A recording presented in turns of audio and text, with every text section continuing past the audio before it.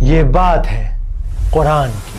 اب چار میں کعبہ توڑ دوں گا اور مکہ کی ہستی اپنے ہاتھ سے مٹاؤں گا۔ بالکل میرے حضور، کیوں نہیں؟ یہ بات ہے ہاتھی والے سال کی۔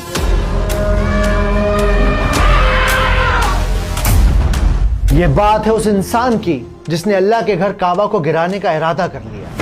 کتنا خوبصورت ہے میرا کلیسا، اب پتا چلے گا دنیا کو میں ہوں ابرہہ یمن کا حاکم، اور میرا یہ گردا گھر چھین لے گا مکہ والوں کے پیروں کی زمین۔ یہ ہوگا اب نیا کعبہ۔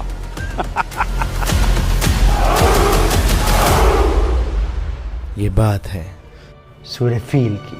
ألم تر كيف فعل ربك بأصحاب الفيل؟ وہ سب اپنی طاقت کے نشے میں چور اللہ کے گھر کو برباد کرنے کے لیے تیار تھے۔ تو چلو آگے بڑھو۔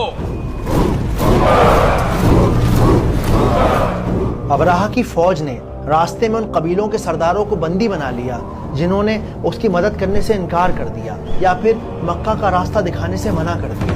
اور جب یہ فوج مکہ کے قریب پہنچی تو اس فوج کو دیکھ کر مکہ والوں کے ہوش اڑ گئے۔ وہاں پر ایک افراتفری کا عالم مچ گیا۔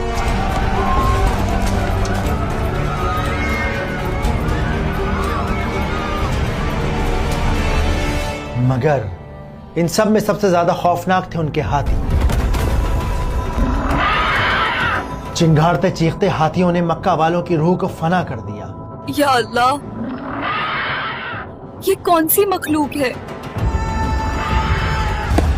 ہم مٹھی بھر لوگ اتنی بڑی فوج کا سامنا کیسے کریں گے؟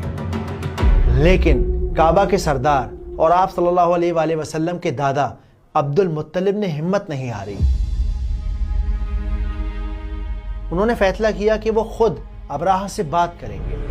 اس نے ان سے کہا، عبد المطلب، اگر کعبہ کی بھیک مانگنے آئے ہو تو لوٹ جاؤ، میں اسے برباد کر کے ہی یہاں سے واپس جاؤں گا۔ ابراہہ کی اس بات نے عبد المطلب کو احساس دلا دیا کہ یہ آدمی اپنی نفرت میں اندھا ہو چکا ہے۔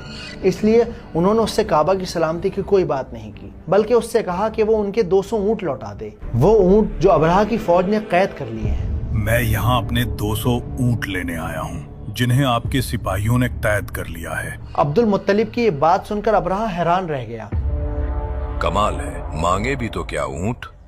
کیا تم کعبہ کی سلامتی نہیں چاہتے؟ کعبہ کا مالک اللہ ہے، وہ اس کی حفاظت خود کرے گا۔ میں اونٹوں کا مالک ہوں، ان کی حفاظت میری ذمہ داری ہے، لہٰذا میرے اونٹ مجھے دے دیجئے۔ ابراہہ غصے سے بھر گیا